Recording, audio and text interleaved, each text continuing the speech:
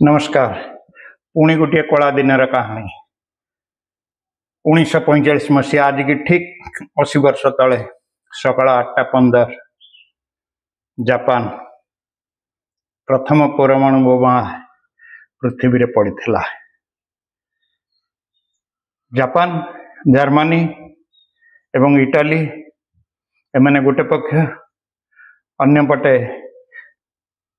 सी गोटे ग्रुप लड़ाई चलिला, किंतु जर्मनी एवं इटाली आत्मसमर्पण करदेले, जापान आत्मसमर्पण कलानी एवं मित्र राष्ट्र मान विरुद्ध भितर कथबार्ता चलला कौन करा जिबा ना जापान को अटैक करा जिबा। किंतु देखा गला तांकर जो कामिकाजी ग्रुप गोटे थिले से माने लड़ाई करिबारे पारंगम थिले एवं निजको बलिदान करुथिले एवं शत्रुर 100 नष्ट करुथिले। जणे गले मिनिमम 100 नष्ट करिवे, से डरटा से सैनिक मानक पाखरे रहिला।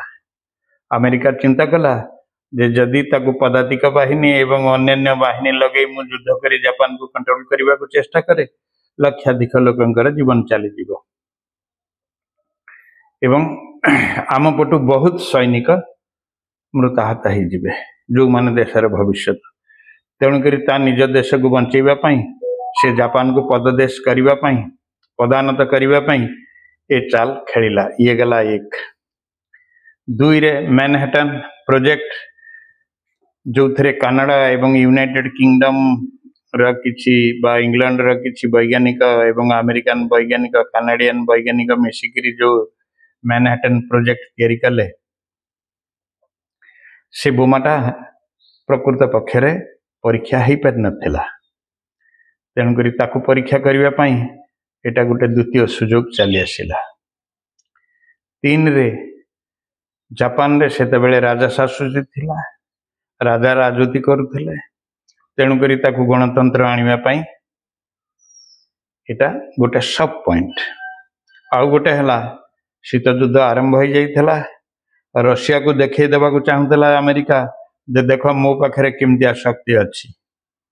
तेणुकरी से परमाणु बोमा फुटेबा पई आजिर तारीख अगस्त मास 6 तारीख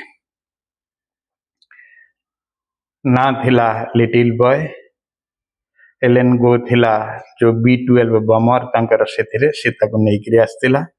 सकाळ 8टारे पकेला 8:15 एवं हिरोशिमा नागासाकी से दिन गोटे 9 तारीख रे गोटे जगह रे पड़िबा। आज प्रथम दिन र कथाटा कहूची।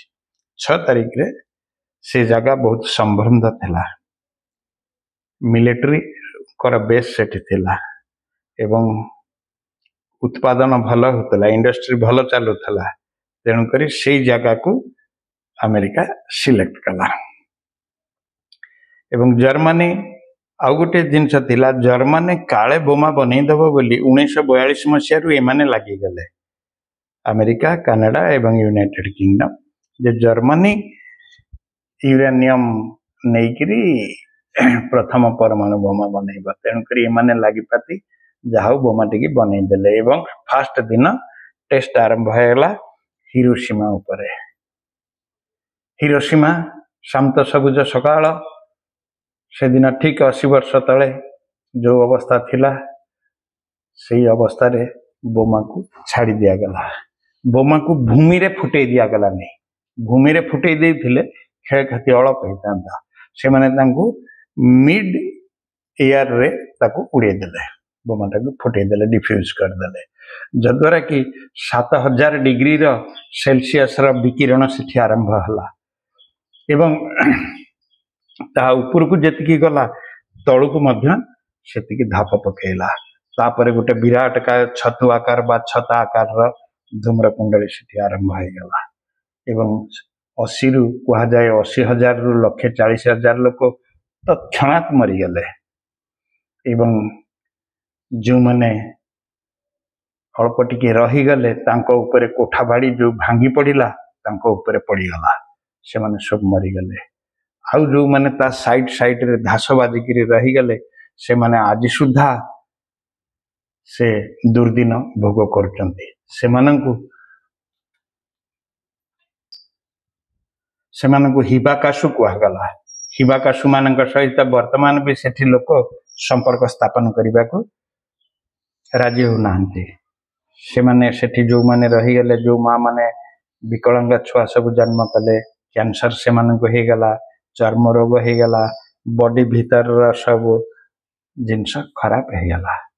हिबाकाशु माने बड़ा दुखर सहित वर्तमान भी तार पीड़ा भोगुचंती एवं तांको पुओ सेमानक देहरे मध्य यार लक्षण प्रभाव पाउछि प्रकाश पाउछि। यही सब जिनस देखला बेले शांति आड़ को से माने गले एवं यार ना थिला लिटिल बॉय किंतु तथापि